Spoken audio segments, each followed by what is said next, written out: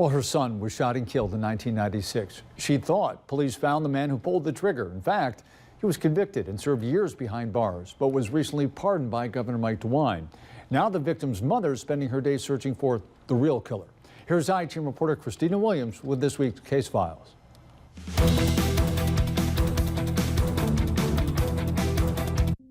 Addie Turner is filled with uncertainty and frustration. Yeah, I cope with it. Yeah, I do. She remembers the day her son was shot. It was June 24th, 1996. Irving Turner and his friend were shot in a drive-by shooting on Fernwood in Toledo. It was right outside the corner store.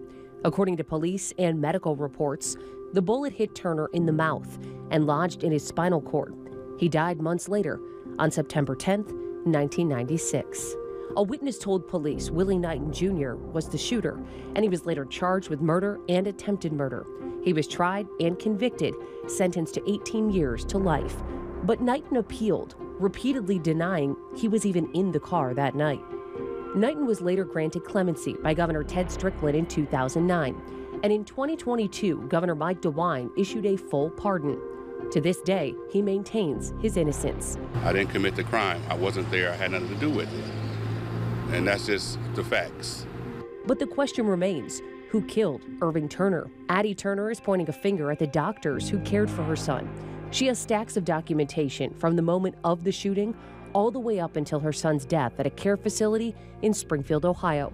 You don't believe that he was shot in the mouth and then it went to his spinal cord? No, of course not. Okay. And the reason I say that is because he could say hurt and he could move. He could move his hand, his one arm, and his leg like he was kicking. In the 90s, she sued St. V's Hospital, but that case was dismissed. She also filed a complaint with the state medical board and wrote a letter to Marcy Kaptur, asking for the doctors who treated her son to be held accountable. Turner says no one will take the case. The autopsy report states the young man was already embalmed when that autopsy took place. This here was a homicide. True. So I guess they were supposed to do an autopsy because the detectives told me they were supposed to. The coroner ruled he died from acute bronchopneumonia that was linked to quadriplegia and a brain injury due to the gunshot wound to the head. Turner has saved every picture, newspaper clipping, and online article related to the now unsolved case, and is making it her mission to find answers and the truth about who killed her son.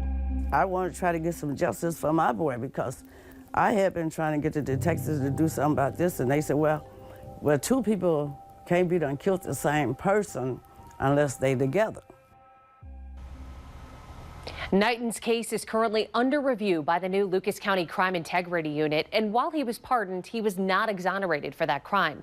A Toledo police detective says if the Lucas County prosecutor exonerates Knighten, it's possible police would reopen the homicide case. And if you have any information about this case, you can contact Crime Stopper. That number is 419-255-1111.